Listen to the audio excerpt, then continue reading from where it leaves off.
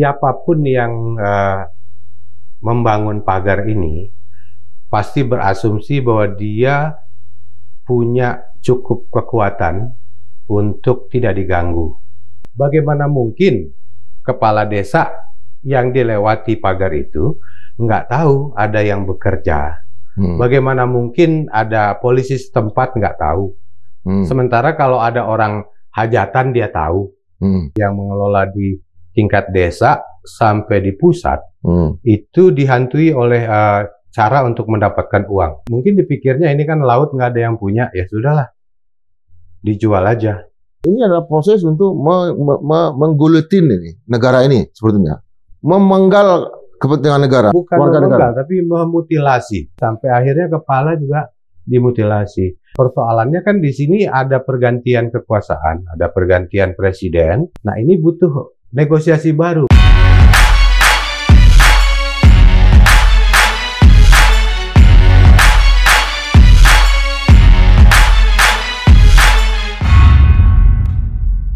Naskah Materialisme, Dialektika, dan Logika yang ditulis oleh Tan Malaka itu adalah naskah yang sangat berbau rahasia, karena waktu itu Tan Malaka dikejar oleh polisi rahasia Jepang. Dia baru berangkat dari Shanghai, terus ke Singapura, terus naik kapal sampai di Jakarta. Dan naskah ini kenapa sampai tidak jatuh ke tangan polisi rahasia Jepang yang terus memantaunya di sebuah kontrakan kecil di Rawajati, Kalibata, itu karena disimpan oleh Tan Malaka di dalam bambu. Bambu, dan bambu itu adalah WC. Nah, naskah ini kemudian selamat karena dibawa sampai ke Bayah. Kemudian baru dicetak setelah itu dan sampai di tangan kita. Hari ini, saat ini, kita juga melihat kehadiran dari apa yang disebut dengan kanal raksasa di pantai utara Jawa. Dan itu terdiri dari bambu-bambu.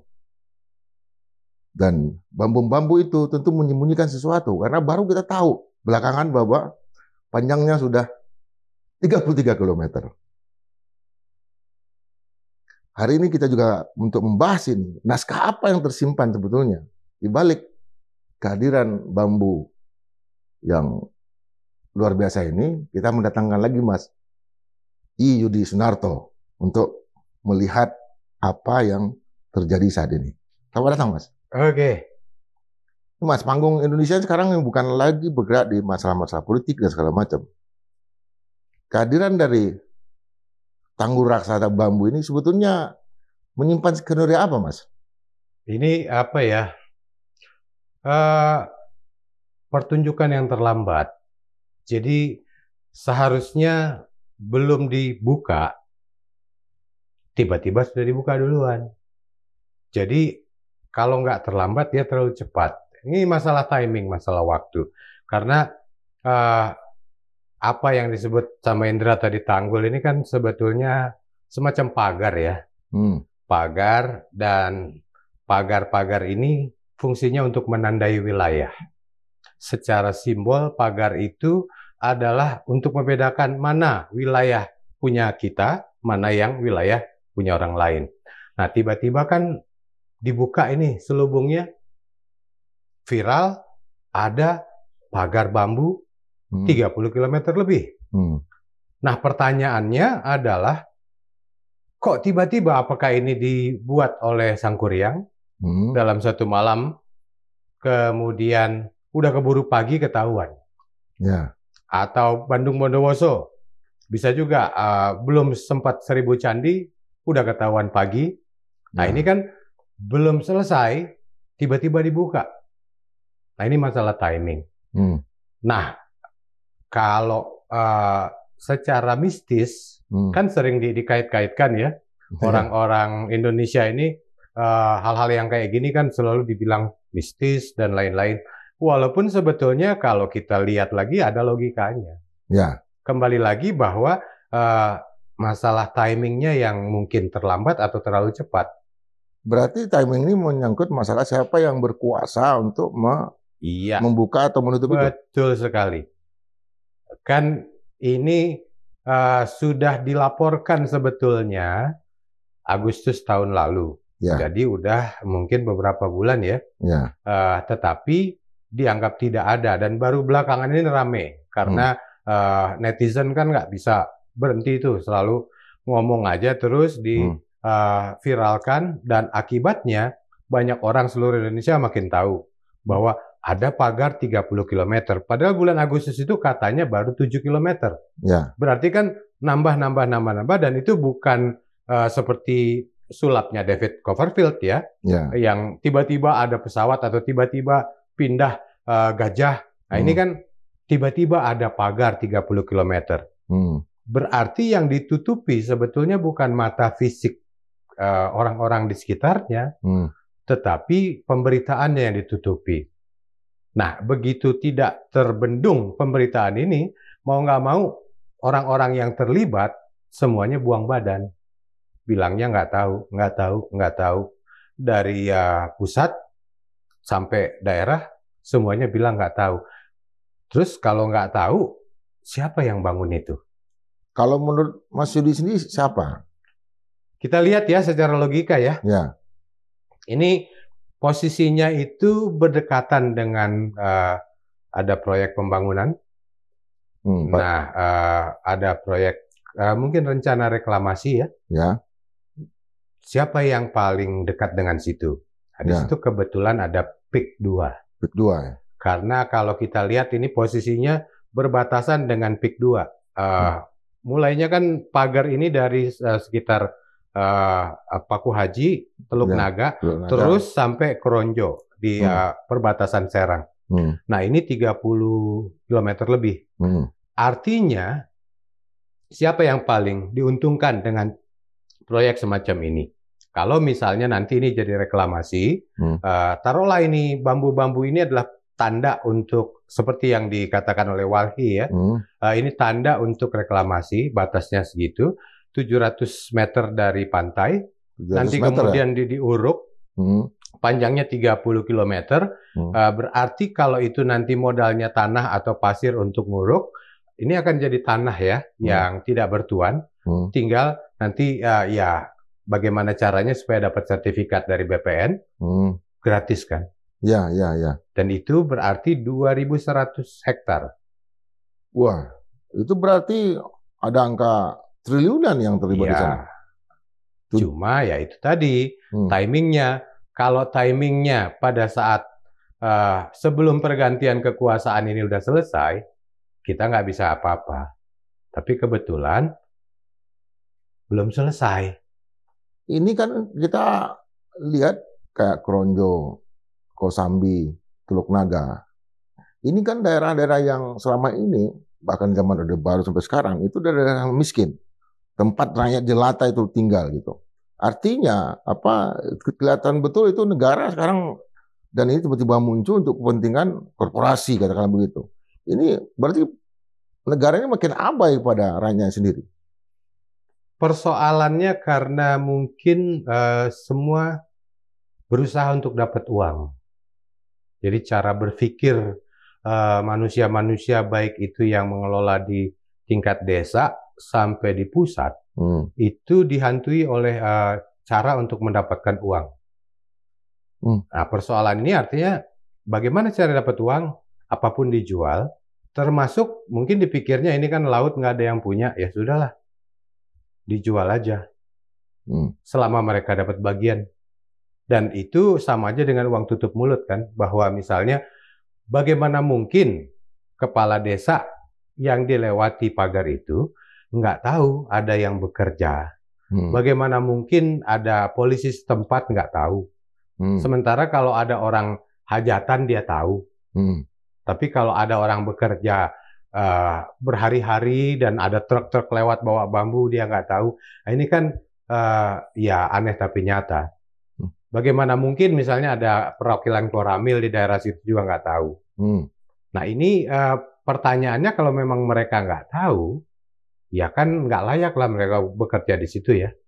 Tapi kalau mereka tahu, kenapa dia nggak bertindak? Itu kan alasannya jelas mungkin ya ada kerjasama di sini.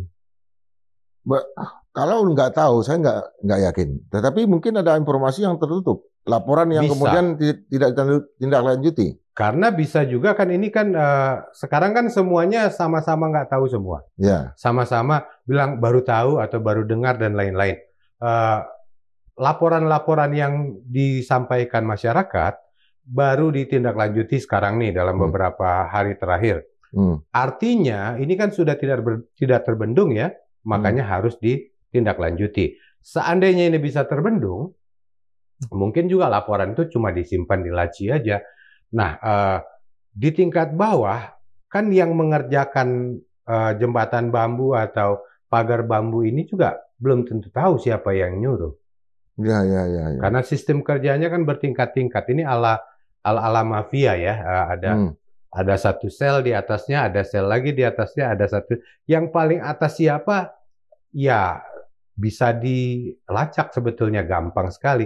Caranya kan dengan tadi, siapa yang paling diuntungkan dengan kalau ada reklamasi di situ? Sel-selnya terputus ya? Ya sebetulnya nggak terputus, bisa dilacak kalau mau. Dulu ketika Cornelis de Houtman datang ke Banten, itu butuh sekitar 8 tahun ya untuk nyampe di daratan. Dia datang dulu tahun 1592, baru 1602 kemudian, dan cuma pulau-pulau kecil dia tinggal untuk kemudian menjajah Indonesia. Kemudian ya, nah ini waktunya sangat singkat Mas. Nggak butuh 8 tahun, cuma beberapa bulan untuk membangun satu kawasan. Beda. Artinya gini, Cornelis de Houtman, Belanda, ini dari luar. Ya. Nah, yang kita hadapi sekarang ini sudah di dalam. Oh. Jadi tinggal bagaimana ya ada kesepakatan dengan penguasa baik itu di tingkat daerah atau di tingkat pusat, supaya proyek-proyek yang mereka akan kerjakan bisa menguntungkan. Tentu ada bagi hasil kan.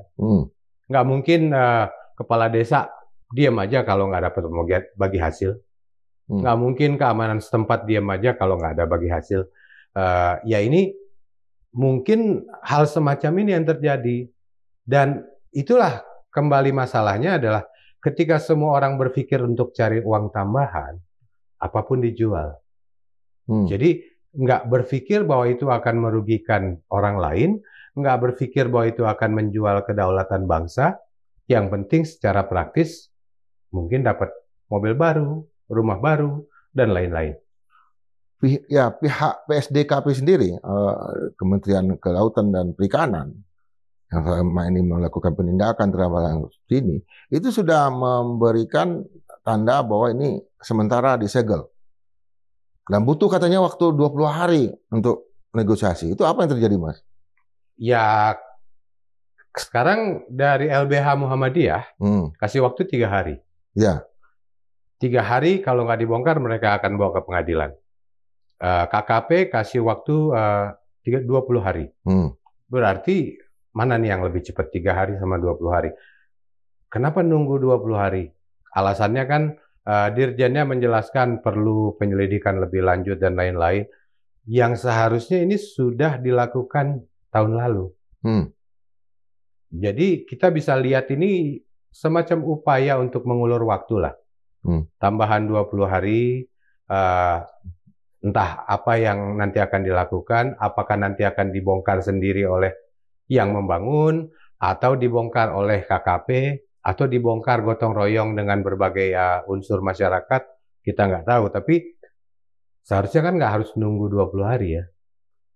Gampangnya gini, kalau Indra punya warisan tanah nih, nah, sementara dipakai oleh penduduk untuk main sepak bola secara gratis.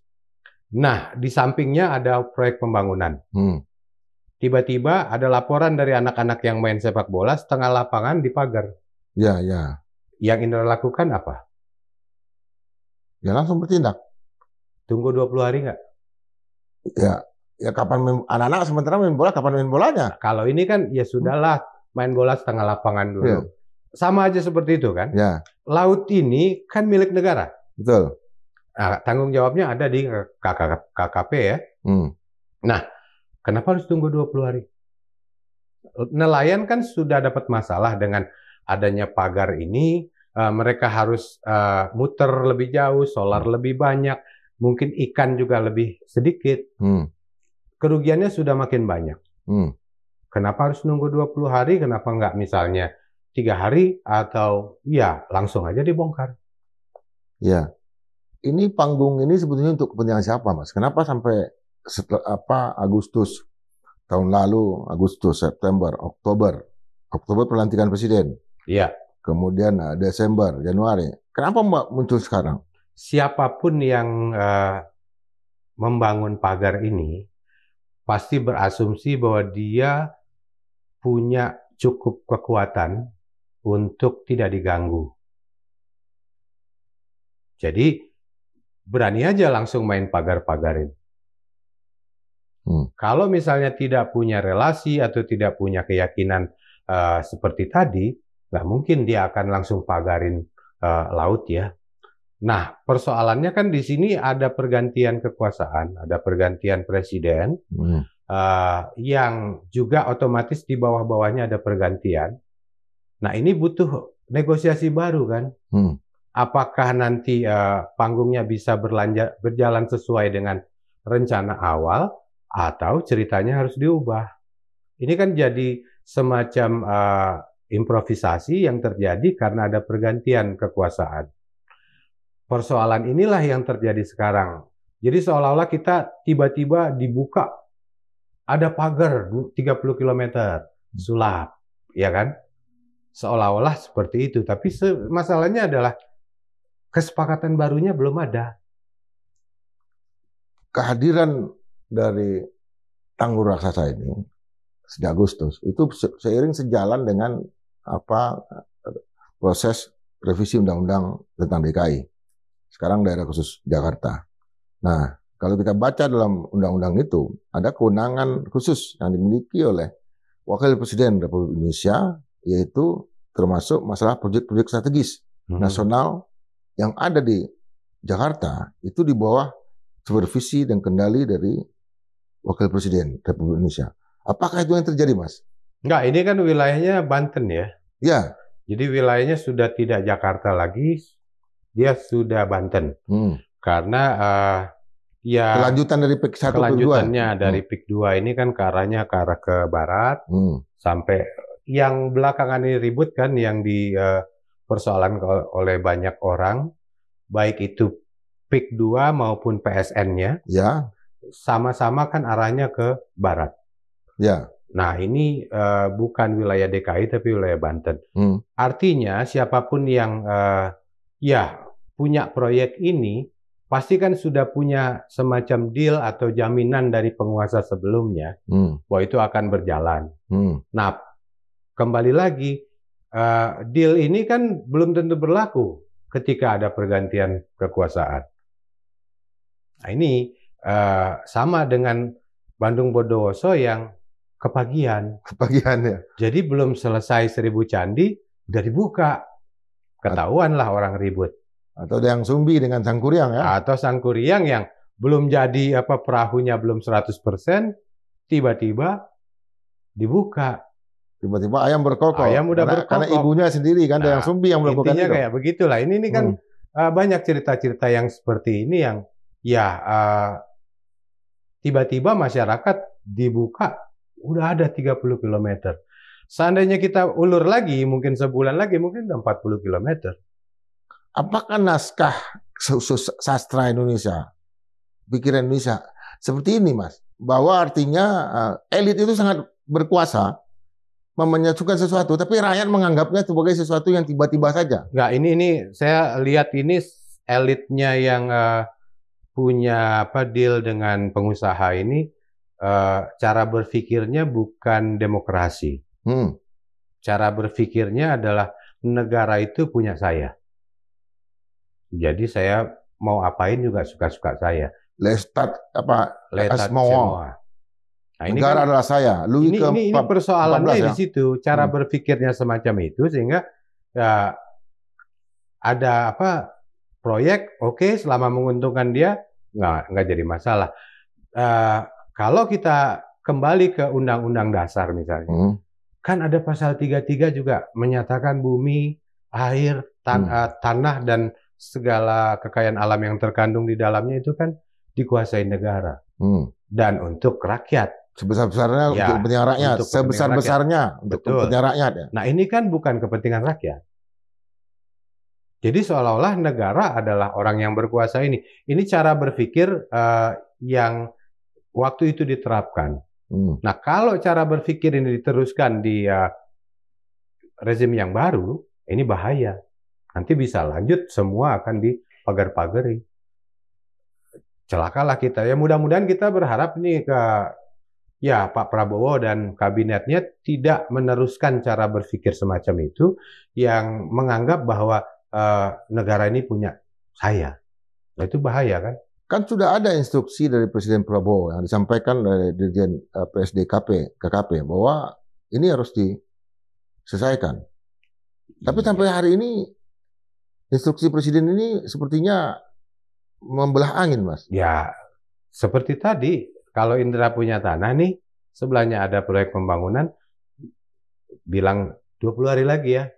Apa yang dilakukan selama 20 hari? Ya mungkin akan berunding sama yang punya tanah kan? Ya. Atau yang punya proyek. Ya. Nah, perundingannya bagaimana? Ini yang kita tidak tahu. Ada nego-nego dan lain-lain. Tapi ini kan tidak ditampilkan di publik. Artinya pihak kementerian bukan hanya menteri KKP tapi ada menteri yang terkait dengan tanah dan segala macam itu terlibat dalam proses perundingan ini. Ya, walau alam kalau harus nunggu 20 hari atau mungkin nanti diperpanjang lagi 30 hari. Ini kan sebetulnya hanya persoalan misalnya gini. Kemudian diketahui bahwa ini pagar tanpa izin. Ya. Ya sudah, buatkan aja izinnya. Berlaku surut. Lah ini kan jadi masalah. Bahwa kemudian dibuatkan izinnya, ini kan pasti ada nego. Ya. Ini kan yang bahaya, artinya kita berharap tidak ada hal-hal semacam itu. Kita berharap langsung aja dicari, dilacak, karena tidak sulit kok untuk melacak siapa yang punya kerja, siapa yang membuat atau memerintahkan pembuatan pagar ini, tangkap. Ini kan pidana. Kalau urusannya cuma pagar bambu, Mas, dan ditanam di tempat-tempat seperti ini, itu kan biasanya untuk menarik ikan, kemudian kerang hijau dan segala macam untuk ada di sana. Kemudian sidat ya, ikan panjang. Tetapi kan ini masalahnya bambu-bambunya disusun dan segala macam. Lalu ada eskavator yang menguruk pasir untuk mengisi bambu-bambu itu menjadi semacam jalan. Ya, ini kepentingannya kan jelas itu bukan kepentingan. Kemungkinan besar ini nelayan. Kan reklamasi. Jadi bukan nelayan karena ada kan yang menyebut dirinya jaringan rakyat Pantura. Ya. JRP. Mereka mengklaim bahwa mereka secara swadaya membuat bambu-bambu ini. Sekarang mereka itu punya modal berapa? Ya, kita tahu lah, nelayan itu termasuk orang yang masih paling miskin. Nah, kalau misalnya untuk tahu bahwa mereka bohong atau tidak, jadi lihat aja mereka punya kekuatan ekonominya seberapa. Karena untuk beli bambu sebanyak itu kan miliaran. Belum lagi tenaga kerja. Taruhlah mereka bekerjanya gratis. Tapi kan konsumsi, transportasi, keamanan, dan lain-lain juga kan butuh uang. Kalau 30 km, berapa ribu orang yang bekerja?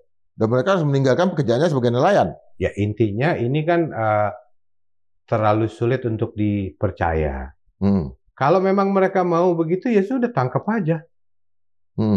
Kan jelas bahwa memagari laut itu melanggar, bertentangan dengan hukum ya.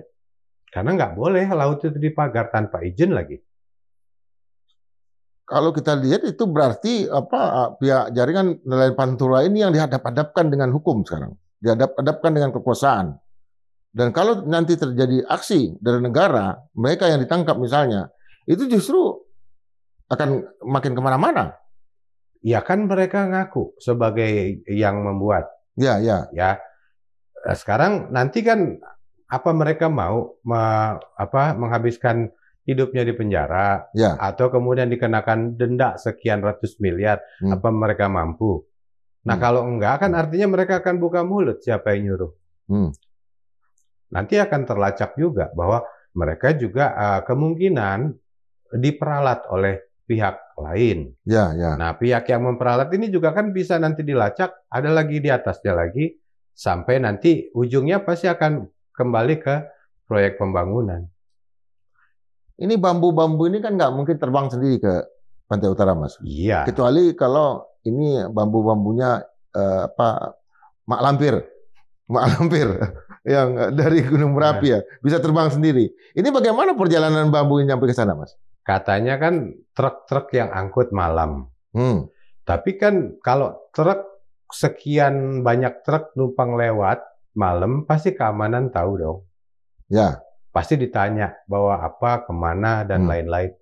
Jadi kalau kemudian keamanannya bilang, oh saya nggak tahu. Ini keamanan apa waktu itu nggak masuk, ketiduran, atau ditidurkan, pakai obat tidur. Dikasih obat tidur. Dikasih obat tidur. Nah, kemungkinannya kan ini, artinya pura-pura nggak tahu. Karena kalau 30 km, berarti kan ada sekian ratus truk yang mungkin tiap hari akan supply bambu, ya kan ini mau tidak mau lewat karena nggak bisa terbang. Jadi mau nggak mau lewat. Pasti pihak desa tahu, polisi setempat tahu, keamanan setempat tahu lah. Kalau bilangnya nggak tahu, nah ini yang jadi pertanyaan adalah kemana aja mereka nih? Ya kalau bambu itu disusun secara horizontal begini, sepanjang 30 km pasti kelihatan kan.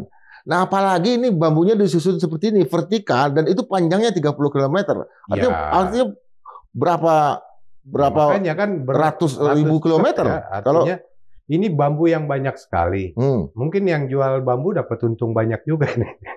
Ya ada mafia bambu setahu saya memang. Artinya kan ya satu itu pastinya lewat, dan kalau kemudian bilangnya nggak ada yang tahu, nah ini rata-rata mungkin sudah dikasih obat tidur semua. Obat tidur semua.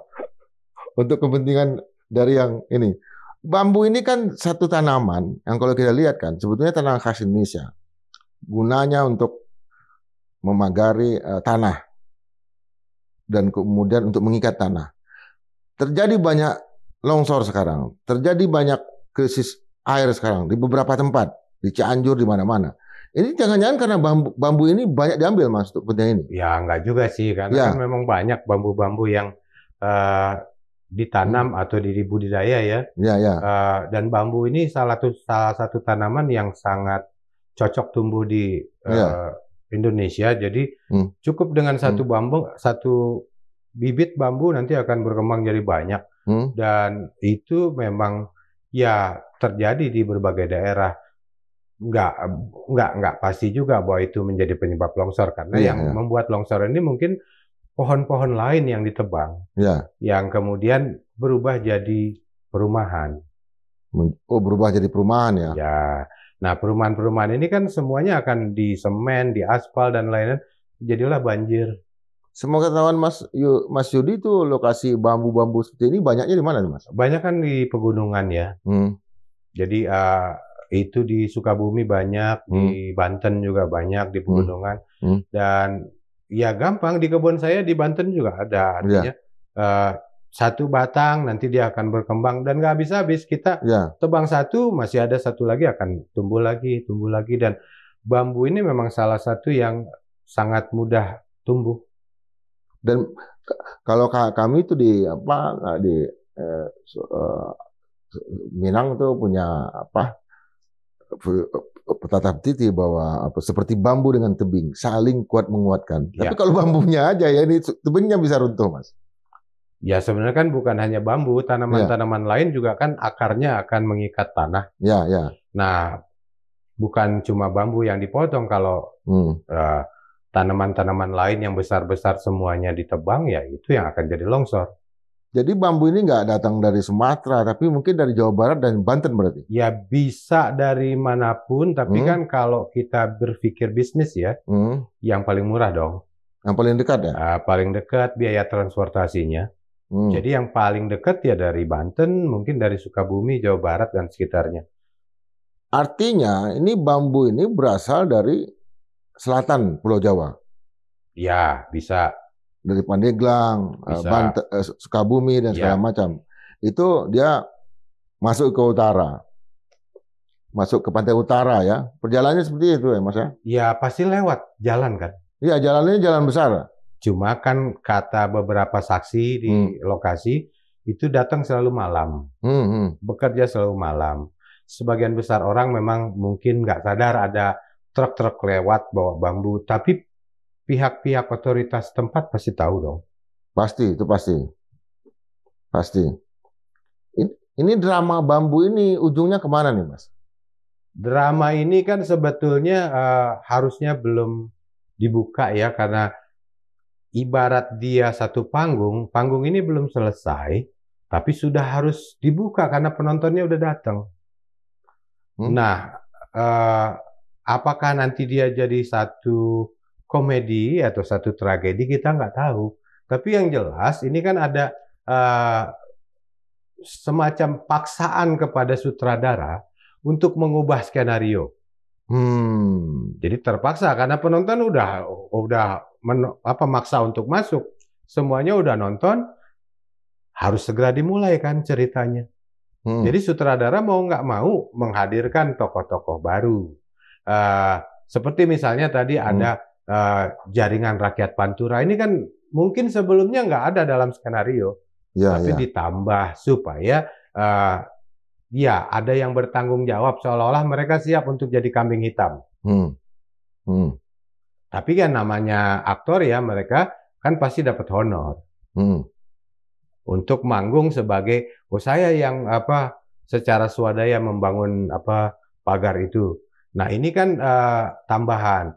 Tetapi kembali lagi, ini kita akan lihat pemain-pemain lain karena namanya improvisasi, pemain yang sudah ada, ini kan seperti otoritas, baik itu setempat maupun di pusat, itu kan sudah ada dalam list pemain. Nah, bahwa kemudian ada perubahan cerita, tergantung nanti bagaimana mereka menegosiasikan perkembangan ceritanya bersama. Kalau misalnya kemudian terjadi ketidaksepakatan, nanti kan akhirnya akan jadi tragedi. Ada yang akan ditangkap, dipenjarakan, didenda, dan lain-lain. Tapi kalau nanti ada kesepakatan, kemungkinan jadi komedi. Ya nanti semua orang komedi akan bambu akhirnya ya. Ketawa aja bahwa ini satu pertunjukan yang ya apapun masalahnya dalam komedi ya, konsepnya harus selesai dengan damai.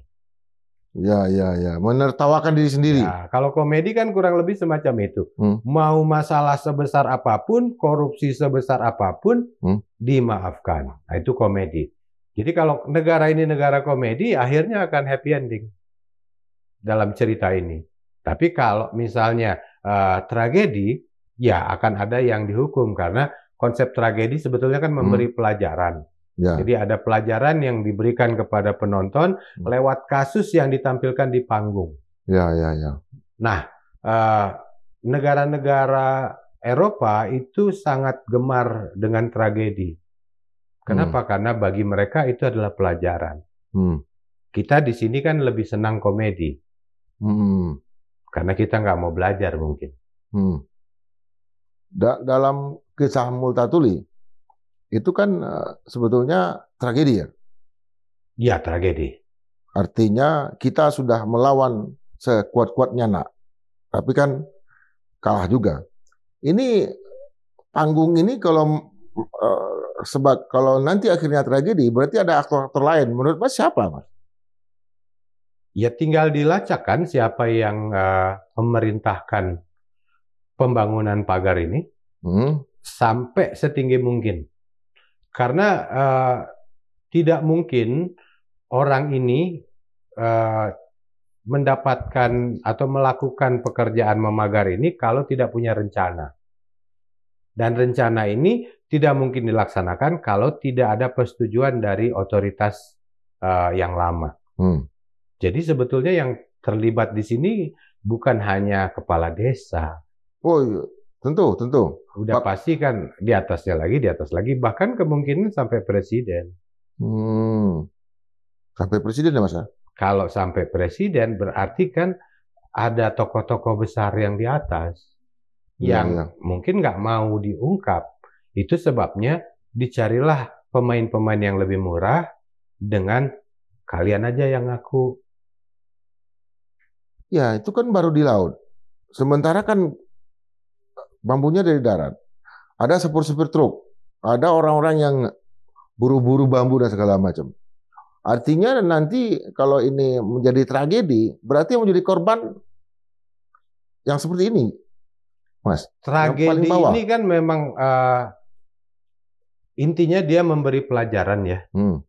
Jadi ada pesan yang ingin disampaikan oleh sebuah tragedi bahwa siapapun yang melakukan kesalahan harus dihukum. Nah, pesan ini saya rasa harus dipertimbangkan oleh Presiden Prabowo karena kita harus memberi contoh ya, apalagi beliau sebagai presiden yang baru beberapa bulan harus memberi contoh siapapun yang bersalah dihukum. Tapi jangan biarkan orang-orang dijadikan kambing hitam. Kan tidak sulit untuk melacak siapa yang di atasnya dan siapa yang memberi perintah. Apakah itu nanti bentuknya, kalau yang saya dengar dari Kementerian Kelautan, hanya sanksi administratif, denda. Ini terlalu sederhana. Karena ini kan sebetulnya sudah pidana melakukan pelanggaran dan sama aja dengan dia menghaki itu laut itu, pantai itu sebagai punya dia. Sama aja dengan kita magarin tanah orang itu kan udah pidana ya. Nah ini kan nggak cukup dengan hanya denda. Nggak sederhana itu. Denda ya ditangkap aja. Apabila ini hanya sekedar denda, dan itu kemudian atau ini hanya menjadi komedi, berarti ini akan menjadi semacam jurisprudensi bagi berarti bangsa. Kita nggak bisa berharap pada pemerintah yang sekarang. Ini satu contoh kasus ya yang bisa menunjukkan presiden kita yang baru ini bagaimana. Apakah nanti punya kesepakatan juga seperti presiden yang sebelumnya, atau beliau bisa menegakkan hukum? Ya, yang ingin saya katakan adalah apabila ini nggak selesai, hanya menjadi komedi, ini akan diduplikasi di seluruh Nusantara. Betul. Akan banyak sekali yang dipagarin. Ya, dan bukan hanya laut, mungkin juga gunung. Gunung-gunung dan lain-lain kan bisa dipatok-patokin aja. Hutan, ada ketemu tambang nikel atau tambang batu bara dan lain-lain. Selama nanti bisa diselesaikan dengan bagi hasil, beres-beres saja kan. Nah yang jadi persoalan, terus ini bumi kita ini nih, tanah Indonesia ini hanya dikuasai oleh segelintir orang. Yang punya kemampuan. Ya, rakyat kebanyakan ya tetap akan susah.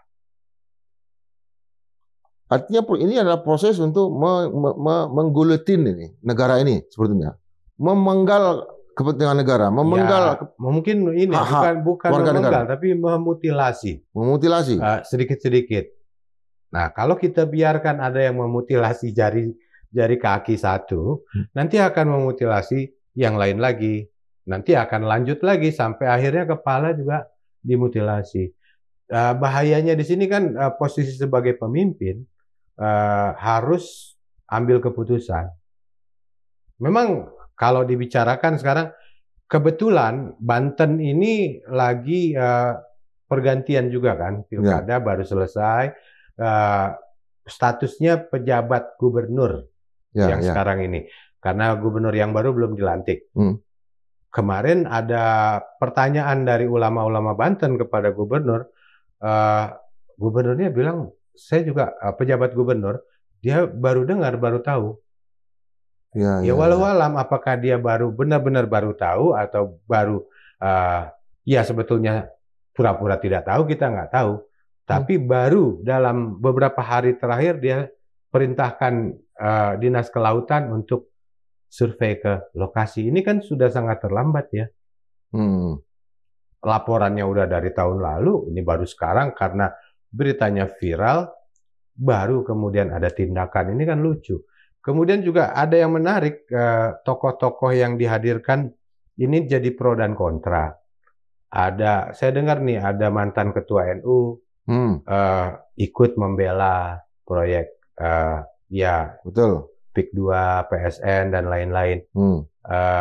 Kemudian ada MUI lokal yang berseberangan dengan MUI pusat. Betul. Jadi MUI pusat ini menentang proyek ini, sementara yang MUI Banten mendukung. Ya. Di antara MUI sendiri nggak kompak. Sudah tidak disiplin. Ya nggak tahu, mungkin karena yang dapat obat tidur cuma yang di lokal. Iya. Nah, ini kan kembali lagi cara berpikir sebagian besar orang harus berubah. Jangan mikir cuma nyari-nyari duit aja lah.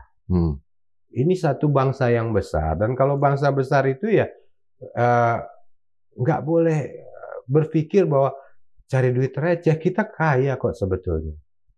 Nah, yang harus dijaga kekayaan ini tidak diambil oleh orang-orang yang ya pinter ngakalin atau mencari strategi kerjasama dengan penguasa baik itu lokal maupun di pusat supaya yang kaya mereka-mereka aja. Ini kan untuk seluruh rakyat. Ini kalau negara yang dimutilasi, termasuk lehernya, berarti kepala negara nggak penting lagi? Ya, kepala negara kalau memang dalam konsep begitu, hanya dapat bagian kekayaan aja. Oh, dapat juga gitu? Pasti. Dapat juga? Kan nggak mungkin dia akan setuju kalau nggak dapat bagian. Ya ini kan akhirnya cuma bagi-bagi kue aja. Nah, kita kan nggak berharap itu terjadi. Yang kita harapkan negara pegang dong peraturan, ada hukum, ada undang-undang, ada undang-undang dasar, sesuai aja berlaku, ya terapkan. Kalau memang harus tragedi, ya tragedi lah. Kalau memang harus tragedi? Iya. Kan ini bisa jadi contoh untuk mungkin pemodal-pemodal lain yang bisa jadi punya kasus-kasus yang belum terungkap. Nah, itu tadi. Artinya ini, proyek-proyek seperti ini, saya yakin, dan memang udah membaca ya, di beberapa daerah juga ada. Karena kita tahu bahwa PLT, gubernur, dan segala macam itu banyak sekali.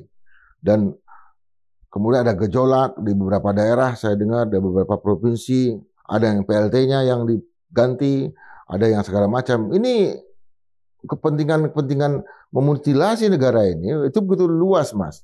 Nah, kasus ini adalah berarti kotak Pandora. Ya, bisa jadi kunci, salah satu kunci untuk buka. Jadi saya menyarankan untuk ini dilakukan dengan cermat, tapi ya sesuai dengan hukum aja. Jangan nanti ada kesepakatan-kesepakatan, jangan kemudian ada deal di belakang dan lain-lain, sehingga kasus-kasus lain di daerah-daerah lain akan lega kan. Mereka berarti tahu, oh asal nanti bikin deal udah beres dong. Nah ini kan azas kekeluargaan yang salah.